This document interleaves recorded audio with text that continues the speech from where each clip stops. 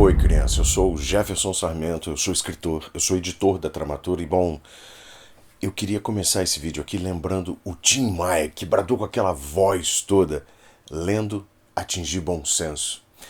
Se você chegou direto nesse vídeo aqui sem ter assistido a primeira parte, eu recomendo muito fortemente que você volte e assista antes ao vídeo sobre a pesquisa Retratos da Leitura no Brasil, porque lá a gente discutiu o problema, a pesquisa, os números preocupantes, alarmantes que ela revela e os desafios que nós enfrentamos quando o assunto é leitura aqui no país. Nós falamos sobre a queda no número de leitores, os fatores que dificultam o hábito da leitura e como isso afeta não só a cultura, mas também a educação, a economia e até a nossa capacidade de interpretar o mundo ao nosso redor.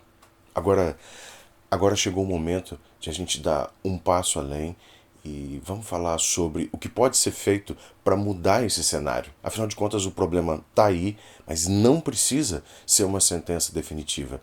Existem caminhos para criar o desejo, o hábito da leitura, tornar os livros mais acessíveis, mais atrativos, seja por meio de bibliotecas mais bem estruturadas, integração da literatura ao cotidiano dos alunos, das pessoas, uso inteligente da tecnologia ou até políticas públicas mais ousadas.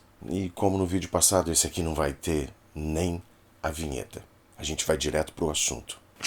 Eu aqui no meu mundinho de achismos e desejos, eu passei um tempo pensando em sugestões que, como sociedade, nós poderíamos discutir para adotar estratégias de como reverter a queda nos índices de leitura. Coisas práticas e nem por isso fáceis de serem implementadas, porque algumas são meio megalomaníacas. Exige esforço, exige pessoas competentes, engajadas na solução de um problema que empobrece não só culturalmente nossa população, mas cria esses abismos sociais, culturais, que vão reverberando em problemas que todos nós enxergamos no dia a dia. Queda no desempenho escolar, que leva a queda no desempenho profissional, piora nos níveis de prestação de serviço em todos os setores da economia, o que impacta na nossa renda, na nossa possibilidade de consumo, porque a nossa incompletude não nos leva a melhores oportunidades em sociedade. Não dá pra gente se enganar. Se a falta de leitura impacta no entendimento que nós temos da vida, do mundo, dos processos, de tudo, nós seremos profissionais incompletos, pais, mães incompletos. Nós entregaremos ao mundo em completude da nossa falta de conhecimento, de entendimento, discernimento. Então, vão aqui as minhas ideias mirabolantes, como eu disse, meio megalomaníacas. Bom, elas são frutos do que eu sinto como necessidade de ver mais pessoas lendo, entendendo o mundo. Vê só que essa aqui não é uma lista de dicas ou de ideias para a gente melhorar individualmente a leitura de cada um. São dicas um pouco mais amplas, de sociedade realmente. É claro que a gente pode fazer um vídeo mais tarde dando essas ideias de como uma pessoa pode melhorar a leitura individualmente, ter mais prazer na leitura, buscar mais a leitura individualmente. Mas aqui eu acho que a gente tem que pensar um pouco além. Pensar como sociedade realmente. Eu quero começar com as bibliotecas. A biblioteca da minha escola foi fundamental como porta de entrada para o universo da leitura. Isso é muito mais verdade em um contexto onde o acesso aos livros é limitado. Eu tive o exemplo de pais que liam em casa, que demonstravam o hábito da leitura, mas foi o acesso à biblioteca na escola que me tornou um leitor assíduo. Eu acredito de verdade que para que as bibliotecas cumpram o seu papel é essencial investir em infraestrutura, tornando essas bibliotecas espaços mais modernos, confortáveis, convidativos. Uma biblioteca que oferece ambientes acolhedores com áreas de leitura bem iluminadas, móveis ergonômicos, conectividade digital, mas com o intuito de ampliar a pesquisa. Tem a capacidade de atrair tanto jovens quanto adultos. Um ponto de encontro cultural, educacional. Mas é claro, eu entendo que não basta apenas o espaço físico.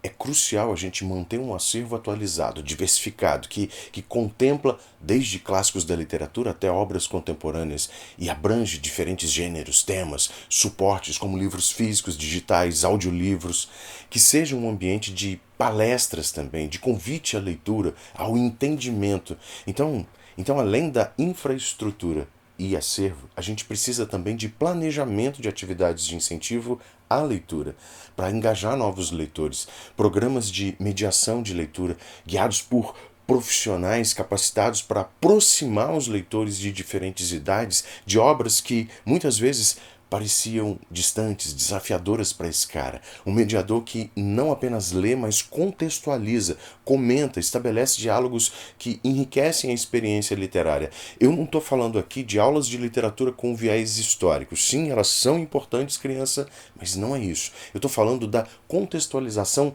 da obra. E que tal oficinas literárias nas bibliotecas? Além da leitura passiva, digamos assim, é possível estimular os participantes a refletirem sobre os textos, criarem as suas próprias histórias, desenvolverem um senso crítico mais apurado. Eles vão explorar até outras linguagens artísticas, culturais, como teatro, música, artes visuais. Isso vai tornando o processo de leitura mais dinâmico, até interdisciplinar. Além disso, integrar a comunidade no funcionamento das bibliotecas. Isso vai fortalecer o papel social da biblioteca. Parcerias com escolas, universidades, ONGs, até empresas podem viabilizar eventos como feiras literárias, clubes de leitura, encontros com autores. Isso vai aproximando a literatura do cotidiano dos leitores. Tudo isso contribui para que uma biblioteca não seja vista só como um espaço de estudo ou pesquisa, mas como um centro vivo de cultura que fomenta a criatividade, o aprendizado contínuo, a formação cidadã. Portanto, investir em bibliotecas é investir na democratização do conhecimento e no fortalecimento de uma sociedade mais leitora e mais crítica. Ainda nas escolas, para planejar e construir um programa de leitura eficiente nelas, é necessário adotar uma abordagem interdisciplinar que integre a literatura aos conteúdos das demais disciplinas. Isso vai tornando essa uma ferramenta complementar no processo de ensino-aprendizagem. Quando a gente selecionar os livros que vão ser trabalhados, é importante considerar como esses textos podem dialogar com temas como história, geografia, ciências ou até matemática, conectando a literatura com questões práticas e contemporâneas que fazem parte da vida dos alunos. Por exemplo, uma obra de literatura que aborda temas como sustentabilidade pode ser explorada tanto nas aulas de ciências ambientais quanto nas aulas de redação. Isso vai incentivando reflexões, discussões multidisciplinares. Além da escolha dos livros, que precisa ter todo esse cuidado planejado, a criação de projetos contínuos, como clubes de leitura dentro da escola, é uma forma bastante eficaz de estimular o interesse dos estudantes.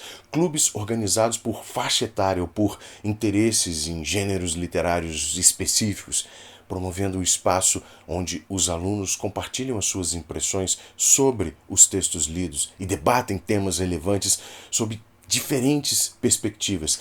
Para tornar esses encontros mais atrativos, é possível integrar atividades lúdicas como jogos interclasses, interescolares, dramatizações, desafios criativos que incentivem a participação ativa dos estudantes, como existem feiras de ciências, que tal uma feira de leitura dentro das escolas, levando desde o estudo sobre escritores clássicos e consagrados a novos escritores palestrando nessas feiras, levando novas tecnologias de leitura, explicando o funcionamento delas, do mercado literário, lançando mão de fóruns online, aplicativos de leitura compartilhados, ajudando a engajar os alunos em formatos que sejam familiares a eles.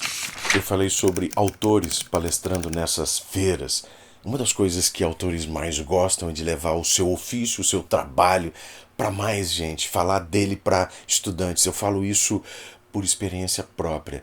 Que iniciativa poderosa seria levar escritores a encontros conjuntos que oferecessem aos estudantes a oportunidade de conhecer os processos criativos por trás das obras que eles estão lendo. Esse contato direto humaniza a figura do escritor e pode inspirar os jovens a enxergar a leitura e a escrita como práticas mais acessíveis, transformadoras.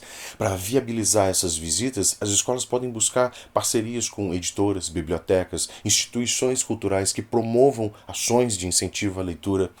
Por fim, nessa ideia aqui, o que eu acredito é que seja fundamental envolver a comunidade escolar no processo todo. Professores, coordenadores, bibliotecários e até familiares dos alunos precisam ser incluídos no planejamento, na execução dos programas de leitura, criando essa rede de apoio que valoriza, incentiva o hábito de ler. Mais que isso, a maravilhosa experiência que é a leitura. Uma colaboração assim aumentaria as chances de sucesso desse tipo de projeto e vai reforçando a importância da leitura não só como uma obrigação escolar, mas como uma atividade prazerosa, enriquecedora, que pode acompanhar os alunos ao longo da vida toda. Eu falei ali atrás de tecnologia. Então, para promover a leitura em um mundo cada vez mais conectado, é possível sim desenvolver um programa que aproveite o alcance e a influência dos criadores de conteúdo digital como booktubers, podcasters literários, administradores de clubes de leitura virtuais. O programa poderia ser estruturado em etapas, envolvendo desde de uma seleção desses profissionais até a implementação de ações coordenadas para engajar novos leitores de forma contínua, sustentável.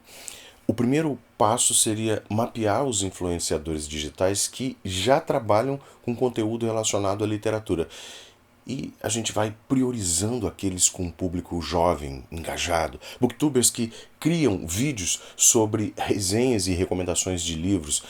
Esses são uma escolha natural, mas também é importante incluir podcasters que discutem literatura de forma aprofundada, criativa, além de perfis literários no Instagram, no TikTok. A partir desse mapeamento, a gente pode pensar em parcerias estratégicas, oferecendo incentivos como livros de lançamento exclusivo, convites para eventos literários, acesso antecipado a conteúdos relevantes dentro do tema que vai ser discutido.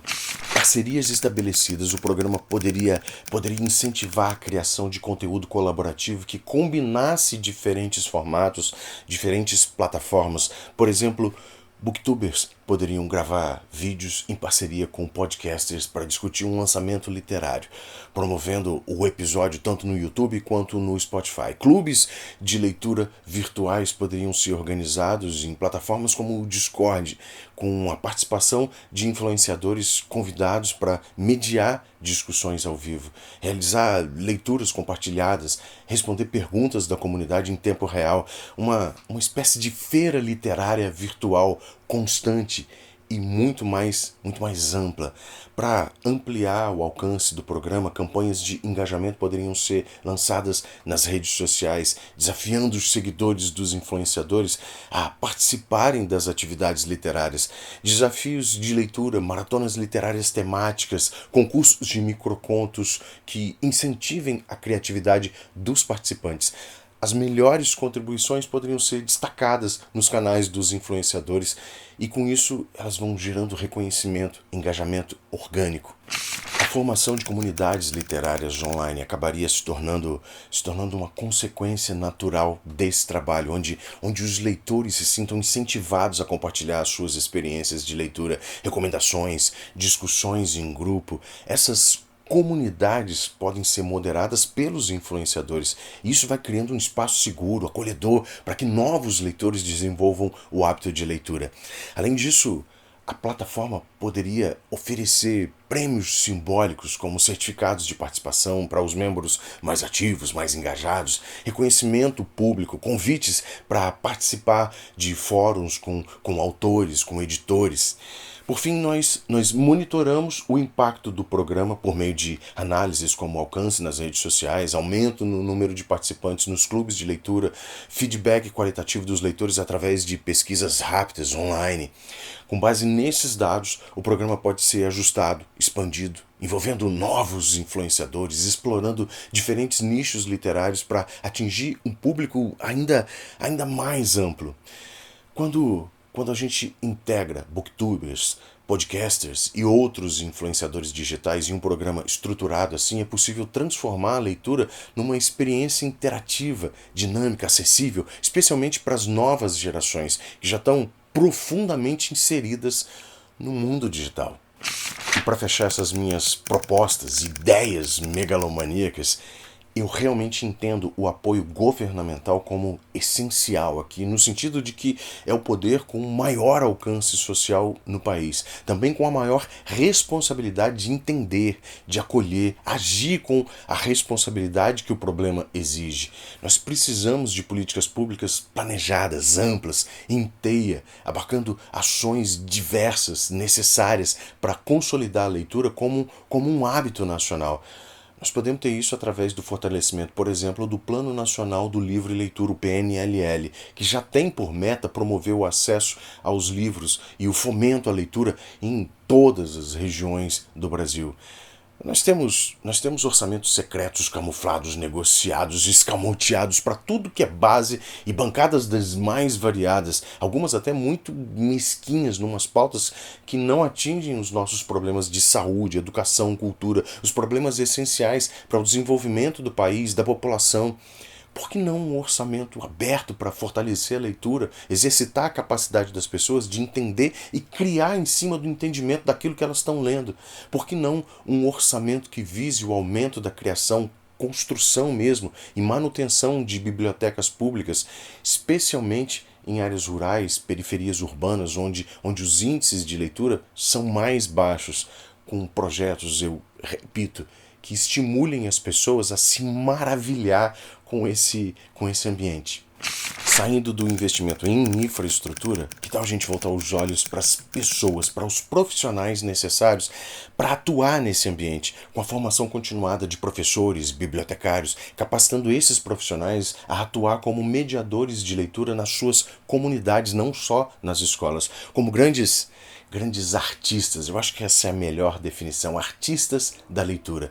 São profissionais que precisam receber suporte, incentivo, financiamento para criar projetos pedagógicos que integrem a literatura ao currículo escolar de uma forma interdisciplinar, conectando a leitura aos interesses e à realidade dos alunos, da comunidade, promover, criar clubes de leitura escolares, comunitários, com financiamento para aquisição de livros, realização de eventos literários, a promoção de encontros com autores e treinamento e formação aos planejadores de ações assim. E que tal a criação de leis que garantam a obrigatoriedade de bibliotecas em todas as escolas públicas, com acervo atualizado, adequado às faixas etárias dos estudantes, bibliotecários e professores atuando numa grande rede de eventos de incentivo à leitura, uma grande comunidade voltada para o intercâmbio de conhecimento, da paixão pelos livros e pela leitura. Bom, na verdade, essa lei existe, a Lei 14.837, sancionada em 2024 e que tem como objetivos promover as bibliotecas, incentivar a leitura, integrar as bibliotecas escolares do país, desenvolver atividades de treinamento e de qualificação de recursos humanos para as bibliotecas escolares, entre outros objetivos. O que a gente precisa é conhecer esse tipo de lei, entender como elas funcionam e usar essas leis para aumentar a leitura no país.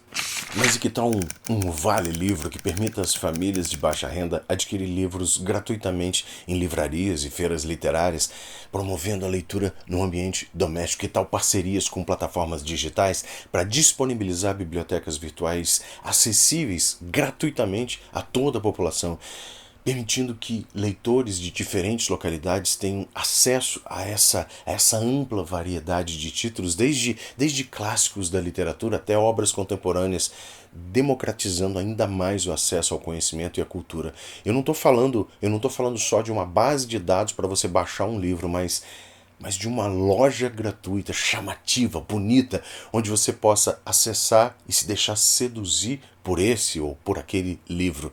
A união entre campanhas de incentivo e políticas públicas robustas é sim um caminho para transformar a leitura num hábito nacional, contribuindo para o desenvolvimento de uma sociedade mais crítica, mais informada, mais criativa, levando a cultura de uma região para outra com a velocidade de um clique.